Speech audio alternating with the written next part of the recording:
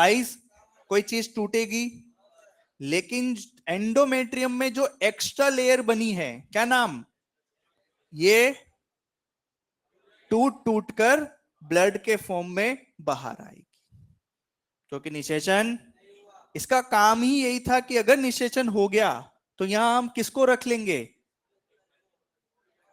Endometrium में किसको रख लेंगे, जायगोट। लेकिन जायगोट तो ये जो तैयारी करी थी किसी काम की, इसको तोड़ दो। फिर अगले महीने जब नया ओवम आएगा तो फिर मायोमेट्रियम की साइज, फिर स्टेटम बेसिलस डिवाइड करके क्या बनाएगी, स्टेटम, फिर निषेचन नहीं हुआ, फिर ये और ये वापस पतली हो जाए, ये साइकिल लगातार चलता रहता है। तो जो हर महीने साइक्लिक परिवर्तन आते हैं वो किस में आते हैं, मुख्यतः इसमें आते हैं। टूटना और बनना किसका काम है, क्या ये टूटती है, क्या ये बनती है, नहीं सर, ये टूटती भी है बनती भी है। डाउट तो आया नहीं होगा, ये टूटती कैसे है, बनती कैसे है, ये भी तो मैं कहाँ बताया अभी मैंने, कौन बनाएगा, कैसे बनेगी, ये सब मासिक चक्र में आएंगे। अभी तो अपन आपको एबीसीडी सिखा रहे हैं अंग्रेजी सिखाने से पहले। और कोई डाउट, सॉरी, जाइगोट को, इसमें क्या होती है, आप थोड़ा लेट आए थे शायद, इसमें क्या होती है, ग्लैंड, इसमें क्या होती है, ग्लैंड्स। ये ग्लैंड्स एक स्त्रवन का स्त्राव करती है, वही स्त्रवन पोषण से भरा होता है और वही जायगोट को पोषण देता है। और कोई डाउट, बोलो, बोल, तू पूछ के बता दे। डाउट तो है पर तुम पूछते नहीं, पक्का समझ में आया सबको, फटाफट नोट करो फिर।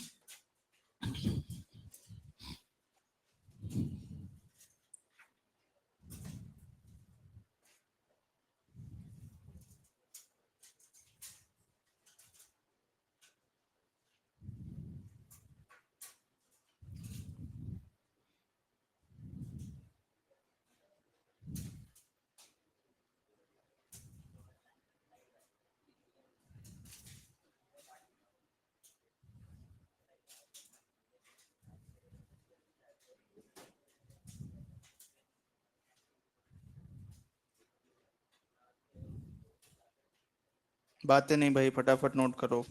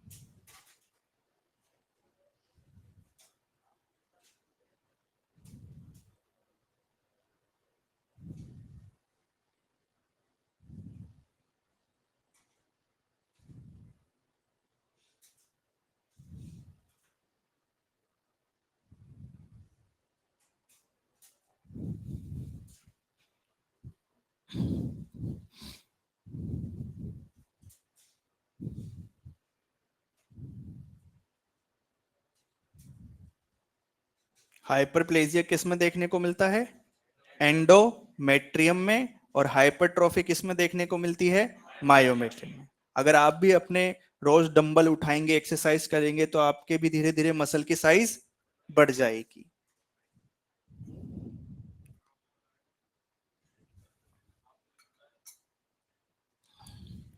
या तो दिमाग को मजबूत कर लो या शरीर को, वैसे सही तो यह है कि दोनों को मजबूत करना चाहिए, क्योंकि हर जगह दिमाग काम नहीं आता।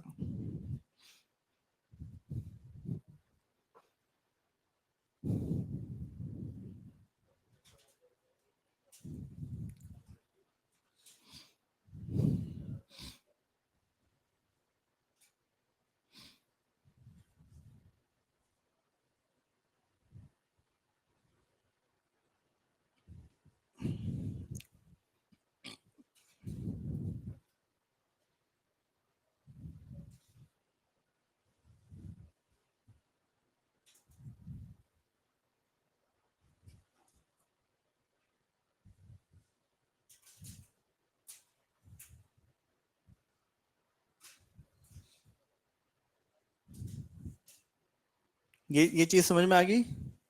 शो साइक्लिक चेंजेस ड्यूरिंग, मासिक चक्र के दौरान चक्रीय परिवर्तन देखने को किसमें मिलते हैं? एंडोमेट्रियम में। हर बार टूटेगी, हर बार बनेगी, फिर टूटेगी, फिर बनेगी, तो सही साइकिल चलता रहेगा।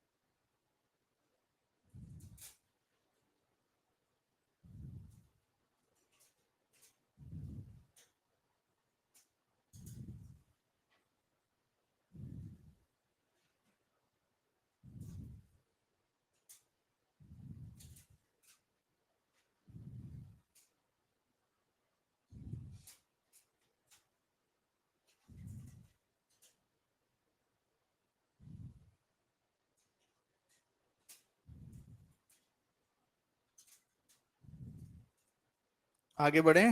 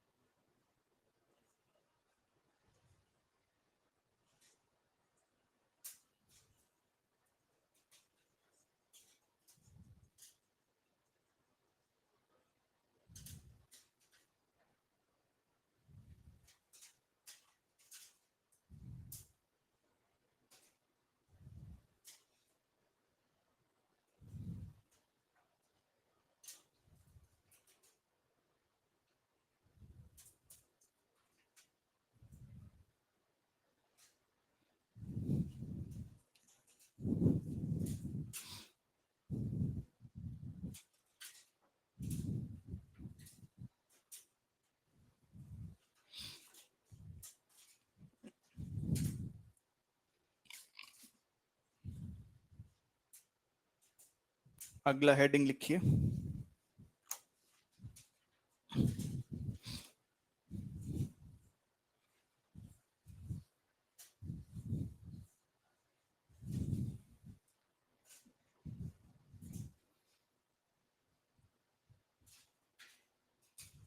वलवा।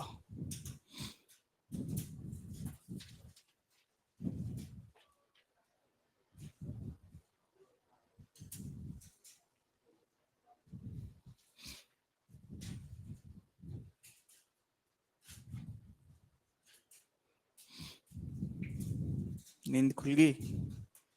सोया था आज?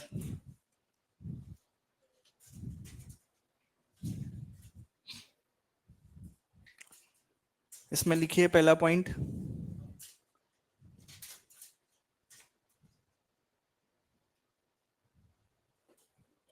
वल्वा।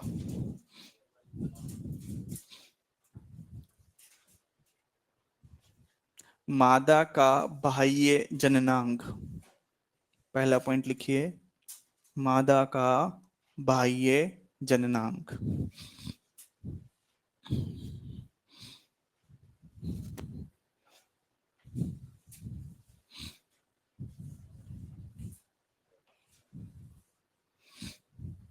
दूसरा लिखिए, मादा का मैथुन अंग।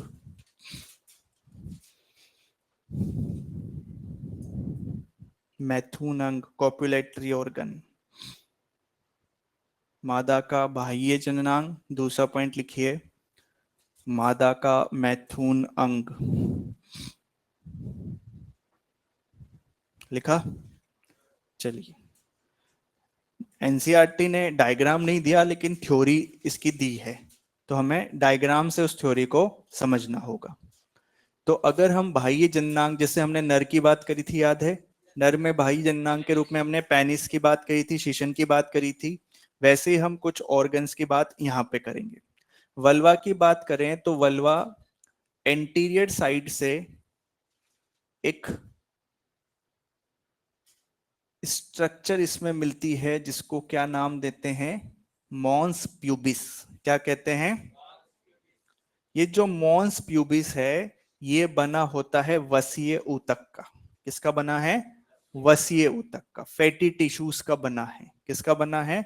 फैटी टिश्यूज का। इसके अंदर जो टिश्यू है उनमें क्या भरा हुआ है? Fat acid. और ये दिखता कैसा है? Cushion like. आपकी एनसीईआरटी इसको कहती है गद्दीदार संरचना। कैसी संरचना है? गद्दीदार संरचना है। और किसका बना हुआ है? फैटी टिश्यूज का। इस मॉन्स प्यूबिस में देखने को मिलते हैं प्यूबिक हेयर्स। ठीक है? एडल्ट फीमेल के अंदर इसमें क्या देखने को मिलते हैं? Pubic hairs. अब आगे की बात करते हैं। मॉन्स प्यूबिस से पोस्टीरियर साइड में अगर अपन आते हैं तो अब हम बाहर से अंदर की ओर चलेंगे। बाहर से अंदर की ओर। तो जो सबसे बाहर संरचना होती है वो संरचना होती है लेबिया मेजोरा। क्या नाम है उसका? वृहद भगोष्ठ। क्या नाम है? वृहद भगोष्ठ। हिंदी में है तो इंग्लिश ज्यादा बेटर लगती है। तो ये है एक स्ट्रक्चर जिसको हमने क्या नाम दिया? Labia majora. क्या नाम दिया? Labia majora. इस लेबिया मेजोरा को जब ओपन करते हैं तो इसके अंदर एक और स्ट्रक्चर हमें मिलती है जिसको हम नाम देते हैं लेबिया माइनोरा। क्या नाम देते हैं? Labia minora. बेसिकली वल्वा की कवरिंग्स हैं। जो सबसे बाहर है क्या नाम दिया? जो उसके अंदर है नाम दिया लेबिया। वृहद भगोष्ठ, लघु भगोष्ठ। क्लियर है? वृहद भगोष्ठ, लघु भगोष्ठ। तो ये तो हो गया। ये जो पूरा स्ट्रक्चर है ये क्या हो गया? Labia majora. ये जो स्ट्रक्चर हो गया ये क्या नाम दिया? Labia minora. ये जो लेबिया मेजोरा है ये पीछे जाकर डोर्सल साइड पर कनेक्टेड होता है किससे? गुदा से, जिसको हम क्या कहते हैं? एनस। क्लियर है? तो जो एरिया है वल्वा का वही पीछे जाता है और कहां जुड़ता है? एनस से। क्लियर है? वृहद भगोष्ठ और ये क्या है? लघु भगोष्ठ। जो लेबिया माइनोरा है ये ऊपर भी जुड़ रहा है, और जब ये ऊपर की साइड जुड़ता है यहां, तो ऊपर की साइड इसमें एक छोटी अंगुली नुमा संरचना मिलती है। बहुत ही छोटी अंगुली नुमा संरचना। इस संरचना का नाम है क्लिटोरिस। क्या नाम है? जिसको हिंदी में भगशेफ कहते हैं। क्या कहते हैं? भगशेफ। क्या नाम है इसका? क्लिटोरिस। इस क्लिटोरिस में वही ऊतक मिलते हैं जो नर के शिशन में मिलते हैं। एक नाम लिखाया था आपको, कॉर्पोरा कैवर्नोसा, सीसी, जिसकी वजह से शीशन में तनाव या इरेक्शन देखने को मिलता है। इसमें भी सेम वही टिश्यू हैं जो पेनिस में थे, कॉर्पोरा कैवर्नोसा। क्या नाम दिया? क्लाइटोरिस। तो जब नर में सेक्सुअली एक्टिविटी होती है तो शीशन में तनाव होता है। उसी प्रकार से जब मादा में सेक्सुअल एक्टिविटी होती है तो वो इरेक्शन कहां देखने को मिलता है? क्लिटोरिस में, क्योंकि क्लिटोरिस में भी वही ऊतक है। क्लिटोरिस बहुत ही संवेदनशील भाग होता है किसका? वल्वा का। तो जैसे याद करो, नर के अंदर बल्बो यूरिथ्रल ग्लैंड मिलती है, उसके जैसा ही काम मादा में कौन सी ग्रंथि करती है? Bartholin gland. तो इन दोनों अंगों को हम कहते हैं समजात अंग। क्या कहते हैं? तो उसी प्रकार आपसे पूछे, नर के शीशन के समजात मादा में क्या मिलता है? क्लिटोरिस। समझ आ गया? कोई दिक्कत यहां तक? आगे बढ़े। अब ये जो लेबिया माइनोरा को अगर ओपन करेंगे तो लेबिया माइनोरा के बीच में जो स्पेस नजर आता है इसको कहते हैं वेस्टिब्यूल। क्या कहते हैं? इस पूरे स्पेस को जो किसके अंदर है, इस जगह को, लेबिया माइनोरा के अंदर जो जगह है इसको क्या कहते हैं?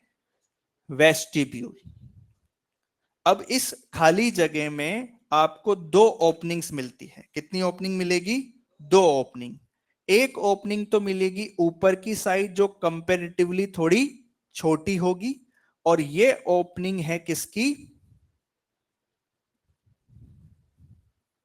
बोलो। यूरेथ्रा की। मतलब ये जो ओपनिंग है ये अंदर जाकर किससे कनेक्टेड है? यूरिनरी ब्लैडर से। समझ आ रहा है कुछ? यूरिनरी, तो यूरिनरी ब्लैडर में यूरिन आएगा और यूरिन इस रास्ते से बाहर आ जाएगा। जनन का कोई कार्य इससे संबंधित, याद करो, नर में एक ही रास्ता था, जनन के लिए भी और मूत्र के लिए भी। अरे याद है? लेकिन मादा के अंदर मूत्र के रास्ते के लिए अलग रास्ता है और जनन के लिए अलग। दोनों कहां है, किसके अंदर है? लेबिया माइनोरा के अंदर। कोई दिक्कत यहां तक? तो लेबिया माइनोरा के अंदर ऊपर की साइड जो छोटा छिद्र मिलता है वो तो है यूरेथ्रल ओरिफिस। ओरिफिस का मतलब क्या होता है? छिद्र। बायोलॉजी में ओरिफिस मतलब, या यूरेथ्रल ओपनिंग भी आप कह सकते हो, मूत्राशय की ओपनिंग भी कह सकते हो। इसी यूरेथ्रल ओरिफिस के नीचे कंपैरेटिवली थोड़ा बड़ा छिद्र मिलता है, कंपैरेटिवली, और ये है किसकी ओपनिंग? Vaginal orifice. क्या नाम है इसका? मतलब ये अंदर किससे कनेक्टेड है? वेजाइना से। Vagina, cervix, uterus. कल मैंने आपको एक डायग्राम बनाया था ये वाला, याद है क्या? तो ये सर्विक्स और यहां लिखाया था वेजाइना, और इसकी ओपनिंग को क्या बताया था? वेजाइनल। तो ये ओपनिंग ये रही। तो इसके अंदर चलेंगे तो यहां मिलेगा वेजाइना, सर्विक्स, यूट्रस। तो पेनिस ड्यूरिंग सेक्सुअल एक्टिविटी, संभोग के दौरान पेनिस को कहां इंसर्ट किया जाता है? वेजाइनल ओरिफिस में। जब ये इंसर्ट हो जाता है तो वो पेनिस कहां तक पहुंच जाएगा? वेजाइना तक। और उसी प्रक्रिया के दौरान यहां क्या रिलीज कर दिया जाएगा? शुक्राणु, या मैं शुक्राणु नहीं कहकर वीर्य, सीमेन, और फिर शुक्राणु यहां से आगे बढ़ जाएंगे। समझ आया? अरे बोलो। तो ये है वेजाइनल ओपनिंग। अब ये जो वेजाइनल ओपनिंग है ये आंशिक रूप से बंद रहती है। आंशिक रूप से, पूरी बंद नहीं रहती, आंशिक रूप से बंद रहती है। और ये जो आंशिक रूप से, इसके ऊपर जो झिल्ली है इसका नाम क्या है? हाइमन। क्या नाम है? हाइमन। योनियाच्छद बोलते हैं। क्या बोलते हैं? मतलब योनि के ऊपर जो कवरिंग है, आवरण है, उसको क्या बोलते हैं? हाइमन। अब हाइमन के बारे में कुछ लाइन एनसीईआरटी ने लिखी है। ऐसा माना जाता है कि यदि किसी महिला में, मादा में हाइमन है तो मतलब उसने कोई सेक्सुअल एक्सपीरियंस नहीं किया। ऐसा क्यों माना जाता है? क्योंकि जब during sexual activity penis insert होगा तो ये हाइमन ब्रेक हो जाएगी, टूट जाएगी। हाँ या ना? तो ऐसा माना जाता है कि अगर हाइमन है तो उस लड़की को, उस मादा को सेक्सुअल एक्सपीरियंस, और अगर हाइमन, इसका मतलब वो सेक्सुअली एक्सपीरियंस्ड है। लेकिन ये कंप्लीटली एक मिथ है, झूठ है, गलत बात है। क्यों? क्योंकि हाइमन हमेशा सेक्सुअल एक्टिविटी के दौरान ही टूटे ये जरूरी? कई बार तेज झटका लगने की वजह से, गिरने की वजह से, या घुड़सवारी की वजह से, साइकिल चलाने की वजह से भी हाइमन टूट सकती है, क्योंकि हाइमन एक बहुत पतली झिल्ली है। तो और ऐसी महिलाएं जो मैरिड हैं, जिनको सेक्सुअल एक्सपीरियंस है, उनके अंदर भी हाइमन देखी गई है। मतलब जिन्होंने सेक्सुअल एक्सपीरियंस नहीं किया उनके अंदर भी हाइमन नहीं है, और जिन्होंने सेक्सुअल एक्सपीरियंस किया है उनके अंदर भी हाइमन है। तो क्या हम इस हाइमन की उपस्थिति को कुंवारेपन का इशारा मान सकते हैं? नहीं सर। कोई फीमेल सेक्सुअली एक्टिव है या नहीं, उसने सेक्सुअल एक्सपीरियंस किया है या नहीं, संभोग प्रक्रिया की है या नहीं, ये बात हाइमन की उपस्थिति या अनुपस्थिति से बताया नहीं जा सकता। बात समझ में आ गई? क्लियर है यहां तक? आगे बढ़ सकते हैं। अब मैंने दो ग्लैंड बताई थी, नाम बताया था बार्थोलिन। मैंने कहा वो वेजाइना में तो नहीं होती, उनकी ओपनिंग वहां होती है। तो यहां पर आपको दो ओपनिंग दिखती है, और ये ओपनिंग किसकी है बताओ? ये बिल्कुल, ये ओपनिंग है बार्थोलिन ग्लैंड की, जो जनरली तो न्यूट्रल होती है, लेकिन at the time of sexual activity अपना फ्लूइड कहां डाल देती है? वेजाइना के अंदर, ताकि जो वेजाइना की एसिडिटी है वो उदासीन हो जाए। समझ आया सबको? तो सबसे बाहर की कवरिंग लेबिया मेजोरा, साइज में थोड़ी बड़ी है, और ये बनी हुई है मांसीय वलन से, फ्लैशी फोल्ड, इसमें कुछ नहीं होता, मांसपेशियां होती है। क्या होती है? और बाहर की साइड ये कवर होता है स्किन से, त्वचा से। जो त्वचा यहां होती है वही त्वचा किसको कवर करती है? लेबिया। फिर जब हम लेबिया माइजोरा को ओपन करते हैं तो एक छोटी कवरिंग और मिलती है, नाम है लेबिया। अच्छा देखो, मैंने लेबिया मेजोरा को एक लाइन में बनाया है और लेबिया माइनोरा को, मतलब ये द्विस्तरीय है, या कह सकते हैं पेयर्ड है, जोड़ीदार है। यहां तो एक ही लाइन है ना, यहाँ दो लाइनें क्या दिखा रही है? कि ये पेयर्ड स्ट्रक्चर है। कैसी स्ट्रक्चर है? जैसे क्या बार्थोलिन ग्लैंड पेयर्ड स्ट्रक्चर है? Yes sir. क्या मेमरी ग्लैंड पेयर्ड स्ट्रक्चर है? Yes sir. उसी प्रकार से लेबिया मेजोरा पेयर्ड स्ट्रक्चर, लेकिन लेबिया माइनोरा पेयर्ड स्ट्रक्चर है। जब इसको ओपन करते हैं तो जो अंदर स्पेस मिलता है उसको क्या बोलते हैं? वेस्टिब्यूल। क्या बोलते हैं? और वेस्टिब्यूल में आपको कितने ओपनिंग दिखेगी? एक तो यूरेथ्रल ओरिफिस जो छोटा होगा, क्या उसके ऊपर हाइमन होगी? नहीं सर। और अगला होगा जो है मादा का जनन पथ, ये है मादा का मूत्र पथ, ये है मादा का, क्या हम इसको मूत्र जनन मार्ग कह सकते हैं? नहीं सर। मूत्र जनन मार्ग उसे कहेंगे जब दोनों रास्ते एक ही हो, जैसा कि किसमें मिलता है? नर में, लेकिन यहां पर दोनों अलग हैं। समझ आया? कोई दिक्कत? नोट करो इसको।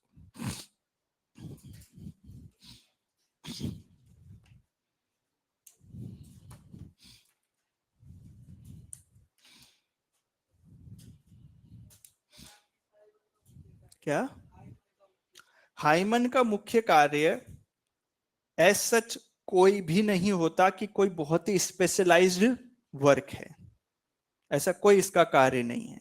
कुछ किताबों में कहा जाता है कि वेजाइनल ओरिफिस की प्रोटेक्शन के लिए यह होती है, और कोई विशेष कार्य नहीं।